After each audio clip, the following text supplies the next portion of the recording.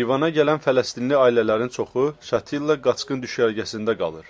Onlardan biri 40 yaşlı Rəcə Haşimidir. O, Dəməşqdə olarkən 5 uşağının təhlükəsizliyindən narahat olduğunu deyir. Döyüş təyyarələri, minamyot atəşləri və qətillərdən sonra mən uşaqlarımı götürüb bura gəldim. Biz daha bu vəziyyətə dözə bilməzdik. Qonşusu partlayış nəticəsində həlak olduqdan sonra o bu qənaətə gəlir ki, düşərgəni tərk etmək vaxtı yetişib. O, paramparça oldu və digər insanlar kimi həlak oldu.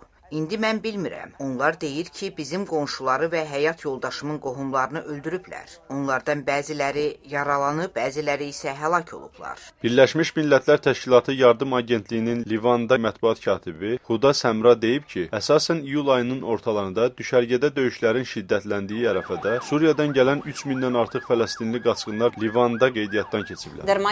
Hələ də çox sayda insanın BMT-nin ofisinə müraciət etmədiyini ehtimal edirik. Lakin indiyə qədər bizə müraciət edən fərdlərin sayı 3000 nəfəri keçib. Üzünün görünməsini istəməyən 25 yaşlı Ömər BMT-də qeydiyyata alınanlardan biridir. Biz çox kiçik miqdarda yardım alırıq və bu bizə kömək olur. Allah yardım edir. BMT-nin əməkdaşı Səmra deyir ki, didərgin düşmüş Fələstinlilər iş tapmaqda çətinlik çəkirlər. Bu isə onların vəziyyətini daha da mürəkkəbləşdirir.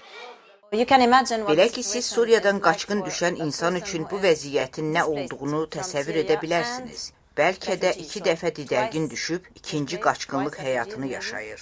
Bu asan iş deyil. Yeni gələnlərin çoxu bir neçə ailə ilə birlikdə bir otaqda, darısqal 4 divar arasında yaşayırlar. İbtizam 9 qohumu ilə birlikdə yaşayır.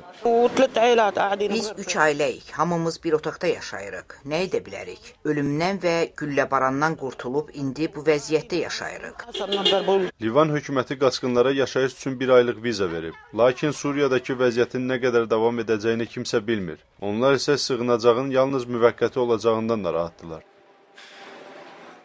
Vaşinqtondan Emin Kərimov, Amerikanın səsi.